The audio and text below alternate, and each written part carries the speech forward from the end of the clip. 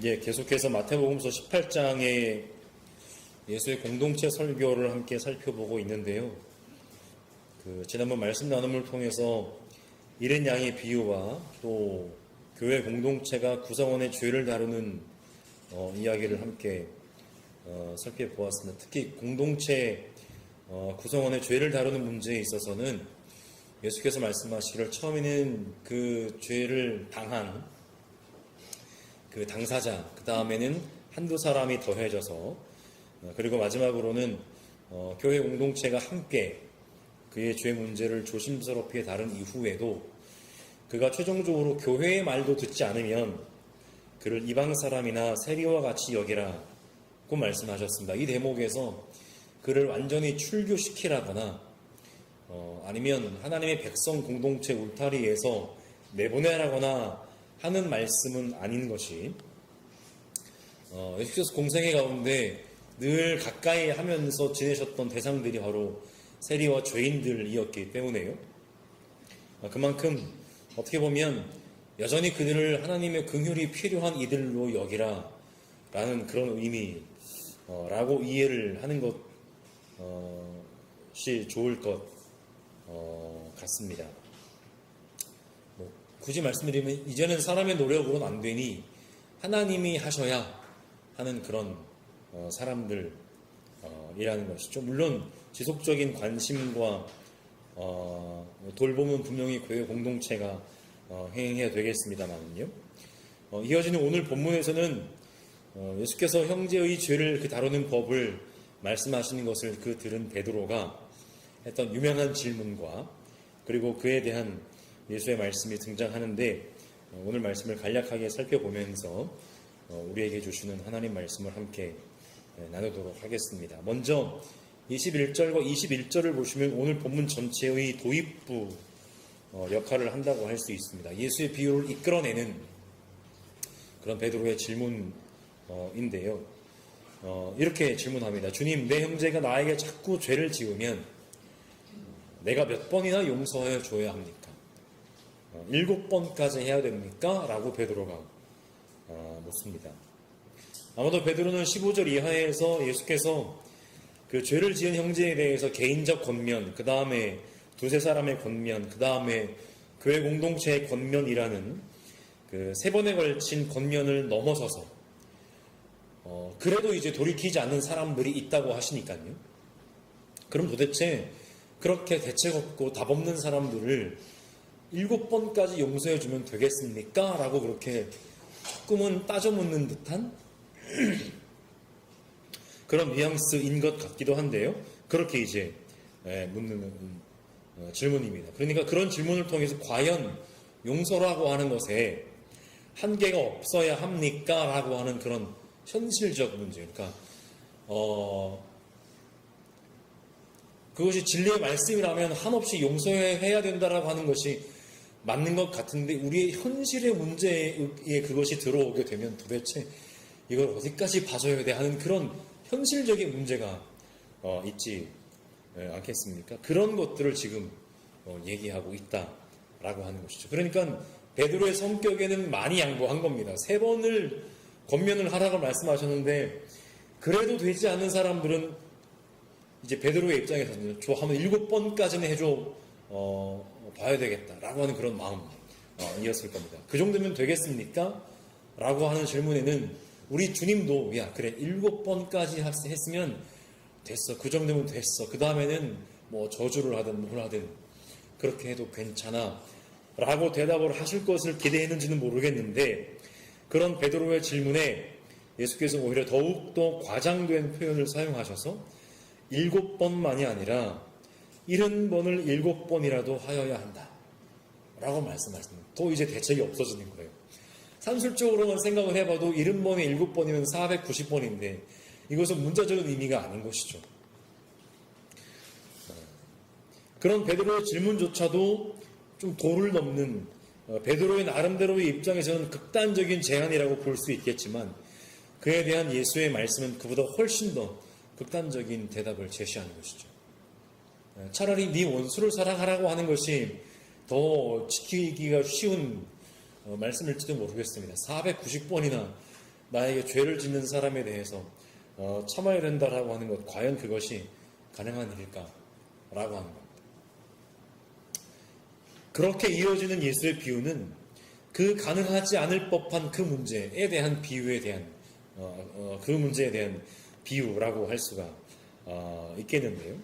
사람이 다른 사람의 죄를 용서해 줘야 하는 그런 이제 현실적인 문제로부터 시선을 좀 다른 곳으로 옵니다. 사람이 저거를 용서해 말아라고 할 때 늘 시선은 누구에게 가 있습니까? 다른 사람, 타인을 향해서 그 시선이 가 있게 됩니다. 그런데 이어지는 예수의 그 비유는 바로 그 시선을 돌이켜서 바로 그 시선을 애초에 받았어야 되는 사람이 누구인지 하는 문제에 대해서 말씀을 해주고 계시는데, 바로 그것은 나입니다. 나. 원래 내가 바라보는 그 시선을 받아야 되는 사람은 나 자신이다 라고 하는 것이죠. 그리고 나를 용서해 주신 하나님께로 그 시선을 옮기게 만드는데, 바로 하나님과 그분의 나라를 향해 우리의 시선을 옮기게 만듭니다. 마태복음서에서 비유는 대부분 하늘나라에 대한 가르침으로 등장하는데, 이렇게 좀 전형적인 표현입니다. 하늘나라는 마치 무엇과 같다라는 식의 표현인데, 오늘 본문도 하늘나라에 관한 비유적인 표현으로 이렇게 시작합니다. 그러므로 하늘나라는 마치 자기 종들과 샘을 가리려고 하는 어떤 왕과 같다라고 얘기합니다. 그러니까 하늘나라가 어떤 왕과 같다라고 하는 것은 어떤 하늘나라를 어떤 공간적인 개념이 아니라 바로 왕 그 자체로 지금 비유를 하고 계시는 것이죠. 그러니까 하늘나라는 다름 아닌 하나님의 통치 그 자체입니다. 하나님의 마음 그 자체이고, 하나님의 행동 그 자체이고, 하나님의 역사하심 그 자체가 바로 하늘나라라고 할 수가 있겠습니다. 어떤 왕과 같다라고 하니까요. 제가 기억에 어떤 본문에 어떤 왕의 사정과 같다, 왕의 상황과 같다, 뭐 그렇게 번역한 성경도 있는지 모르겠는데, 어쨌든 하늘나라는 바로 왕 그 자체로 이해가 되면서 이제 비유의 말씀을 시작합니다. 근데 그 왕이 지금 무엇을 하려고 하는가 하면은 샘을 가리려고 하는 어떤 왕이라고 말씀을 하고 계시는데, 샘을 가린다라고 하는 것은 맡기거나 빌려준 돈에 대해서 결산하는 행동을 가리킵니다. 그래서 이 샘을 가린다라고 하는 그 뜻을 가진 단어가 신약 성경에서 딱 두 군데에서 사용되었는데, 오늘 본문에서 사용되었고, 또 하나는 마태복음서 25장에 달란트 비유, 5달란트, 2달란트입니까? 그 다음에 1달란트 맡겨놓고선 외국을 갔던 그 종이 돌아와서 5달란트를 남긴 종, 2달란트를 남긴 종에게는 칭찬을 했지만 1달란트마저 그냥 땅에 묻어두었던 그 종은 이제 책망을 하는 그런 이야기가 나온 그 본문에서 샘을 가린다라고 하는 단어가 사용되었습니다. 오늘 본문에서도 왕이 당연히 왕이니까 많은 사람들에게 돈을 빌려주었을 테고, 그 많은 사람들의 이제 빚을 가리는 순서대로 샘을 가리고 있었는데, 이제 10,000달란트를 빚진 종 하나가 자기의 순서가 되어서 왕 앞에 끌려 옵니다. 그러니까 빚을 갚아야 되는 신분이니까 얼마나 자기가 죄인 같고, 얼마나 고개를 못 들고 정말로 말 그대로 죄인 같은 그런 심정 아니겠습니까? 그냥 돈을 빌렸을 뿐인데, 그냥 갚으면 될 일인데, 그런데 그 액수가 오늘 보니까 갚으면 될 일로 끝나는 그런 액수가 아니어서 마치 그냥 죄인이죠. 그래서 왕 앞에 끌려오게 됩니다. 달란트, 지난번에 성경 공부할 때인가 이거 세겔 성전 예배였을 때였네요. 세겔을 말씀드릴 때에도 말씀드렸지만 달란트 역시 금속의 중량을 나타내는 단위라고 하고요. 약 30kg 정도가 한 달란트라고 합니다. 그리고 달란트는 대부분 특별한 금속의 종류를 얘기하지 않으면 일반적으로 은을 가리킨다고 하는데, 몇 달란트라고 얘기할 때요. 그리고 그러면 한 달란트는 6,000 데나리온, 한 데나리온이 노동자 하루의 품삯 임을 감안할 때 6천 데나리온은 노동자의 약 16년치 임금에 해당하는 엄청난 액수가 한 달란트인데 그 종이 진 빚은 한 달란트가 아니라 만 달란트라는 거죠. 만 달란트. 6천만 데나리온 정도가 곱셈이 맞습니까? 네, 될 것 같습니다. 그러니까 이것 역시 일종의 좀 과장된 비유법이라고 그렇게 이해를 하시면 될 것 같습니다. 만이라고 하는 숫자는 헬라어에서 가장 큰 단위를 가리키는 숫자라고 하고요. 달란트 역시 당시의 사람들이 알고 있었던 가장 큰 금액의 단위라고 합니다. 그래서 단순 비교는 어렵겠지만 어떤 한 학자는 당시의 그 액수가 가지는 의미는 오늘 우리에게 수천억에 해당한다고 합니다. 수천억. 네, 이 정도 빌릴 수 있다면 얼마나 좋겠습니까? 수천억에 해당한다고 합니다. 그러니까 더군다나 왕과 종의 그 관계에서 두 사람이 과연 그만한 빚을 주고받을 수 있는 관계냐라고 하는 것도 우리가 좀 따져 물어볼 때 사실은 그것은 본문의 중요한 관심사는 아닌 것 같습니다. 당연히 그런 빚을 주고받을 관계가 아니겠죠. 왕과 종의 신분이라고 하는 것은요. 본문의 관심은 그 종이 평생이 아니라 평생을 벌어도 갚을 수 없는 빚을 지고 있다는 그 현실입니다. 그것이 얼마나 큰 빚인지 도무지 가늠할 수 없을 만큼의 많은 빚을 지금 왕에게 지고 있는 그 현실. 그래서 왕이 셈을 가리자고 낼 때면 그냥 죄인인 그 상태로 갈 수밖에 없는 그 현실을 지금 본문이 지금 이야기하고 있다는 것이죠. 그리고 그것은 동시에 더 나아가 그 죄인의 상태에 대비해서 동시에 이어지는 왕의 긍휼이, 왕의 아량이, 왕의 그 넓은 마음이 얼마나 넓고 가없는지를 본문이 지금 얘기를 해주고 있다라고 하는 것이죠. 애초에 그 왕은 그 종에게 자신을 포함한 모든 가족들 그리고 모든 소유를 다 팔아서 갚으라고 명령합니다. 당연한 것이죠. 왕의 당연한 권리입니다. 네가 빚을 졌으니 갚아야 되는 것이죠. 근데 이제 문제는 가족들과 소유를 판 결과는 지금까지 왕의 노예였을 때에는 웬만한 평민들 이상의 삶을 살 수 있는 환경이었습니다. 경제적으로도 부족할 것 없는 삶을 살았을 것이고요. 그랬을 겁니다. 그런데 이제는 자신과 가족들을 포함한 소유를 다 팔아서 물론 갚을 수도 없겠지만 어쨌든 판 결과는 더 비참한 상태의 노예로 전락하는 것입니다.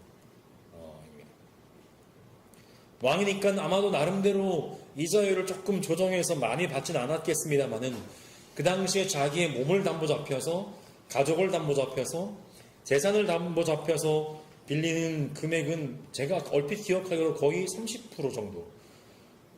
지금도 한 20%인가로 지금 고리를 제한을 하고 있는데 그 당시에는 30% 정도 가까이 되는 그런 고리로 빌리는 그런 고리대공업자들이 많이 있었습니다. 그러니까 만 달란트를 30%의 이자로 빌린다라고 하는 것은 이건 말 다 한 거죠.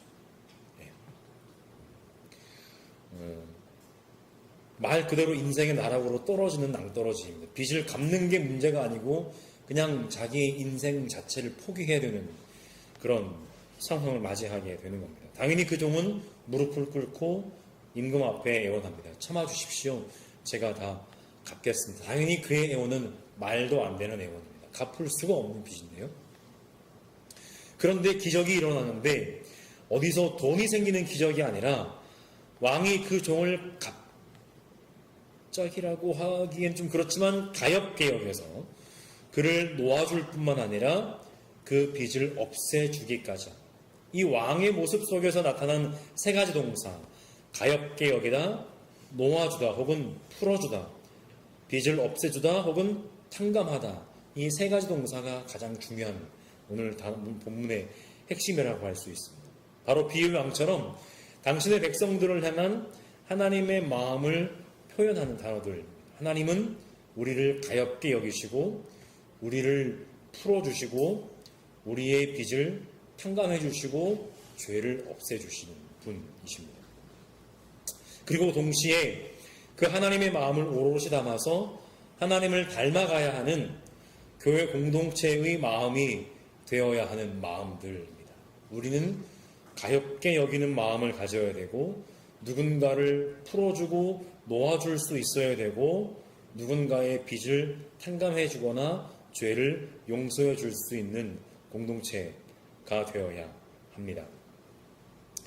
그렇게 10,000달란트나 되는 빚을 탕감받은 그 종은 그 길로 이제 밖에 가서 걷다가 자신의 동료 종 한 사람을 만납니다. 그 동료는 어떤 사람인가 하면 그에게 100데나리온의 빚을 지고 있습니다.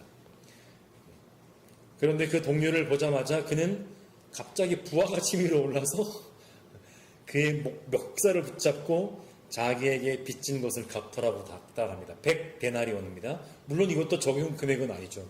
100일치의 분량에 해당하는 품삯에 해당하니까 한 돈 1,000만 원 빌렸나 봅니다.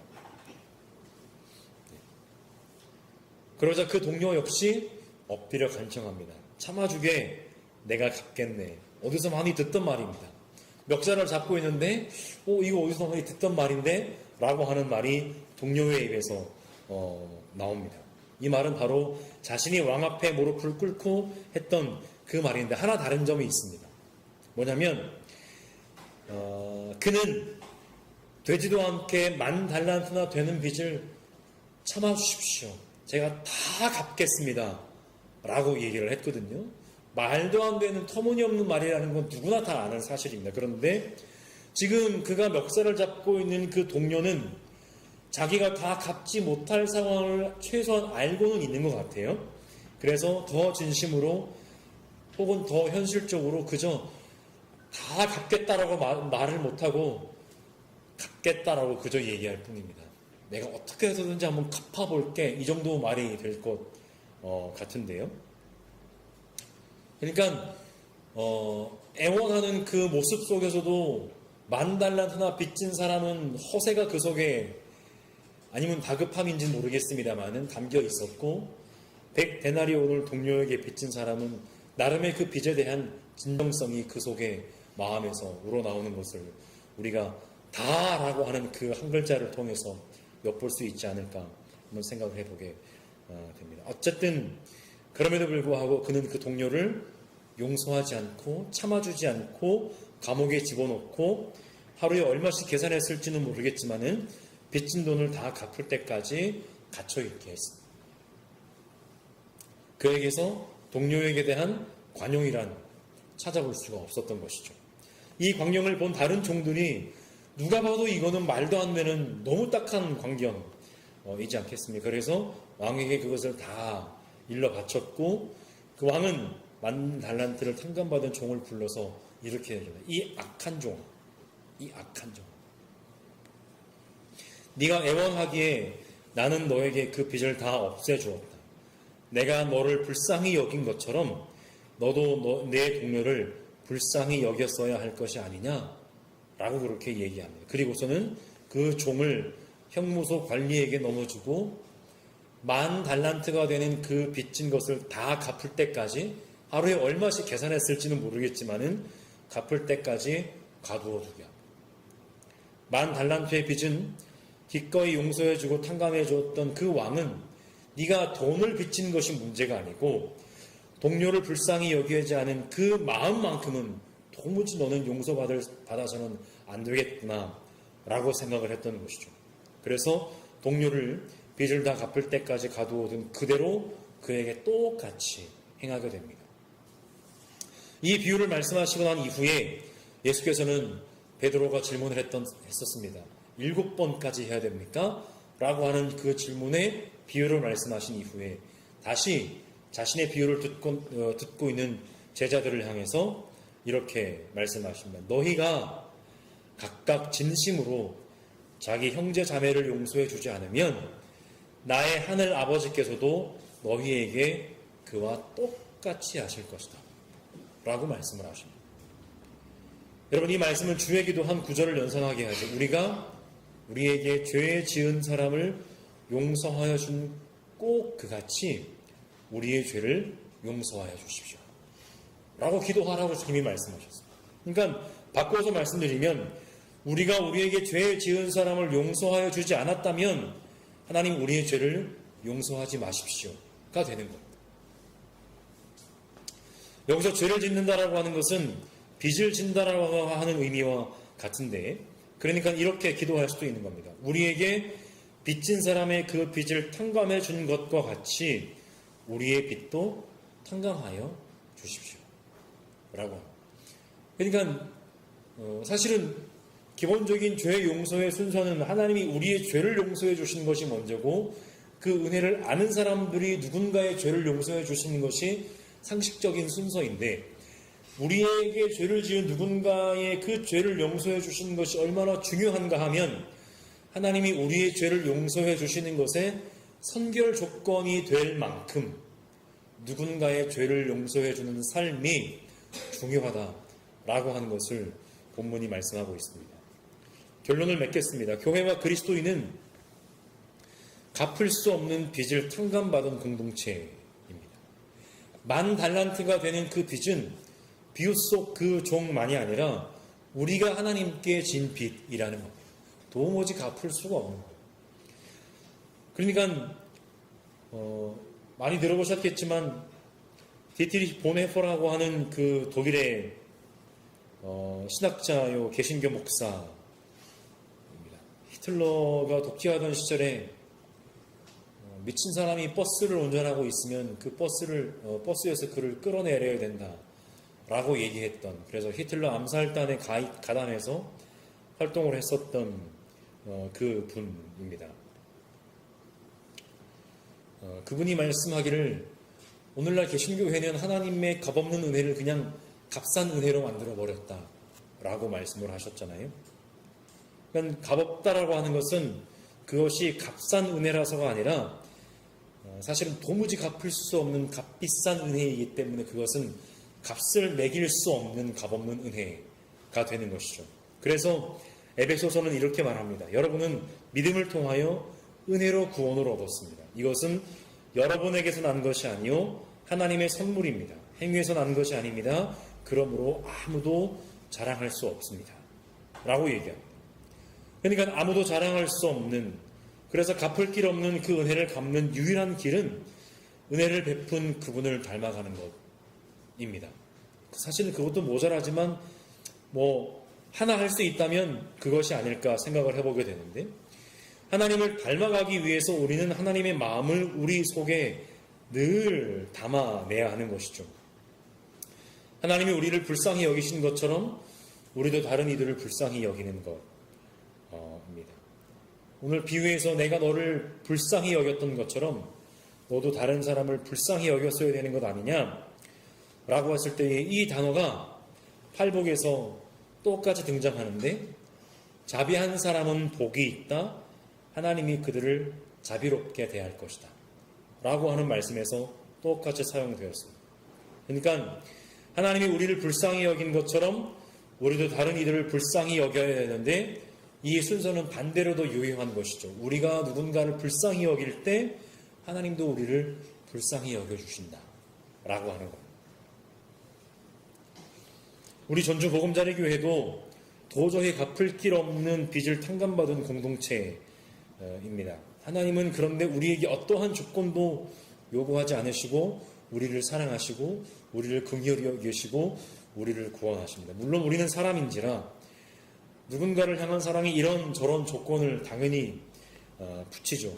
그럼에도 불구하고 하나님의 그 조건 없는 한없는 사랑 앞에서 우리의 사랑에 덕지 붙어있는 그 조건들을 하나씩 빼어가며 하나님의 마음을 날마다 닮아가는 공동체, 그런 하나님의 긍휼을 날마다 실천하는 공동체가 되어가기를 간절히 소망합니다.